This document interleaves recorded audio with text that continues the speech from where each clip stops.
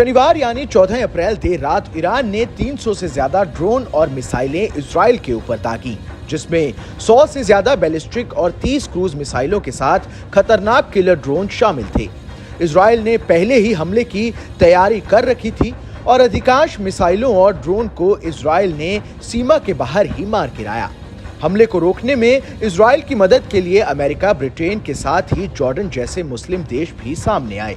Iran के हमले के बाद ही इस इलाके में एक बड़े युद्ध की आशंका जोर पकड़ रही है, जिसके चलते दुनिया में तीसरे विश्व युद्ध का खतरा मंडरा रहा है। ये खतरा इसलिए भी बड़ा है क्योंकि ईरान के पास परमाणु बम बनाने के लिए सामान तैयार है। दरअसल इसी साल जनवरी में संयुक्त राष्ट्र के हथियार सुपरवाइजरों ने चेतावनी दी थी कि ईरान के पास 12 परमाणु बम बनाने के लिए पर्याप्त मात्रा में यूरेनियम मौजूद है। यूरेनियम वो पदार्थ है जिससे परमाणु बम में विस्फोट चेन रिएक्शन होता है। ब्रिटिश मीडिया पोर्टल मिरर की रिपोर्ट में अमेरिकी फिजिसिस्ट और हथियार विशेषज्ञ डेविड अल्ब्राइट के हवाले से बताया गया है कि ईरान ने यूरेनियम का 90% से अधिक प्रमोशन कर लिया है। अल्ब्राइट ने कहा कि अब ये एक सच्चाई है कि ईरान के वैज्ञानिकों के पास पृथ्वी पर प्रलय लाने वाले हथियार बनाने की जानकारी है। इस बीच एक अमेरिकी पत्रकार ने भी ये दावा किया है कि ईरान परमाणु बम बनाने के बेहद करीब है। एक अमेरिकी न्यूज चैनल के संवाददाता ने बताया कि ईरान को परमाणु बम बनाने में 6 महीने का समय लगेगा। उन्होंने बताया कि 2015 में ओबामा प्रशासन से समझौते के बाद ईरान ने अपना अधिकांश परमाणु ईंधन बाहर भेज दिया था, लेकिन ट्रंप के समझौते से पीछे हटने के बाद उन्होंने फिर से इस पर काम करना शुरू कर दिया।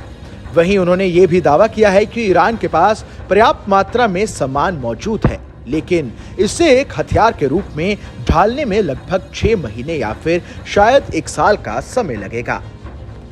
ईरान की परमाणु हथियार की आशंका के बीच परमाणु युद्ध के खतरे को लेकर चर्चा शुरू हो गई है।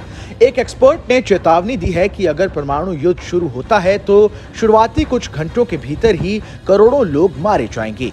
फिर इस बात से फर्क नहीं पड़ता है कि ये किसने शुरू किया, इसका अंत सभी की मौत के साथ होगा।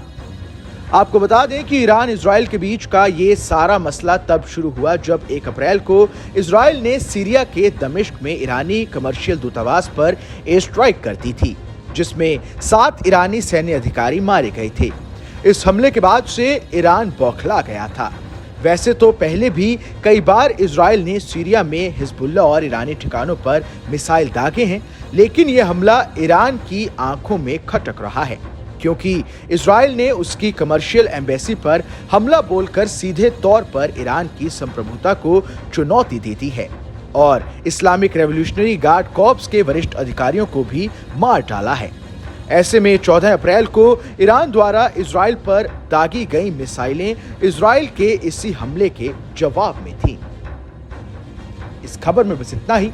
ये खबर आपको कैसी लगी हमें कमेंट कर जरूर बताएं। देश दुनिया की तमाम बड़ी खबरों के लिए देखते रहें न्यूज़ नेशन का डिजिटल प्लेटफॉर्म।